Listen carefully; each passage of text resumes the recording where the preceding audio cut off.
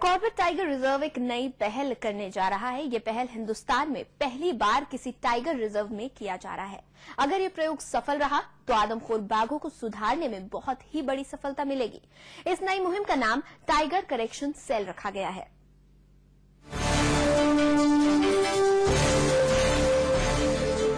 Corbett tiger reserve एक नई पहल करने जा रहा है और इससे पहले यह पहल पूरे भारतवर्ष में किसी भी टाइगर रिजर्व में नहीं की गई है। इस पहल के अनुसार बाघों की आदमखोर बनने की आदतों को सुधार करने के लिए उनका नई तकनीक से इलाज किया जाएगा।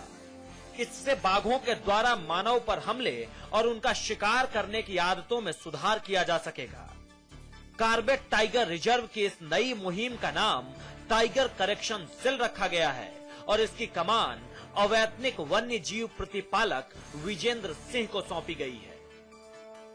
तो ये जो नया सेल कॉर्बेट में खुला है, ये मेरे ख्याल में भारतवर्ष में पहले बारी है कि ऐसा सेल खुला हो ऐसे नेशनल पार्क में कि इसको जो चीफ वाइल्ड लाइफ वार्डन है और हमने इसका नाम रखा है टाइगर करेक्शन सेल। ये जो टाइगर ऐसे हैं जो बाय चांस आदमी को मार देते हैं, ये टाइगर करेक्ट हो जाते हैं। और उसके कॉर्बेट में चीफ वाइल्ड लाइफ वार्डन जो है शर्मा जी, उनने मेरे को परमिशन दिया है कि मैं ये एक्सपेरिमेंट यहाँ कॉर्बेट में कंडक्ट करूँ। टाइगर करेक्शन सेल यह एक बड़ा ही दिलचस्प प्रयोग है। सबसे पहले वह बाघ जो मानव पर हमला कर रहा है उसका चिन्हीकरण करना। जैसे कि कॉर्बेट टाइगर रिजर्व की कालागढ़ रेंज में बाघ द्वारा 3 मानवों पर हमला करके मार दिया गया, लेकिन इस केस में अब कॉर्बेट टाइगर रिजर्व के सामने सबसे बड़ी चुनौती यह है कि वह कौन सा बाघ है जिसने इन घटनाओं को अंजाम दिया। इस मुश्किल काम को आसान बनाने के लिए सबसे पहले उस क्षेत्र में जहां बाघों का मूवमेंट है वहां पर मानव के पुतले लगाए गए हैं। साथ ही उनके चारों ओर कैमरा ट्रैप भी लगाए गए हैं। जो बाघ उन पुतलों पर हमला करेगा वह कैमरा ट्रैप में आ जाएगा और उसका चिन्हीकरण करना आसान हो जाएगा।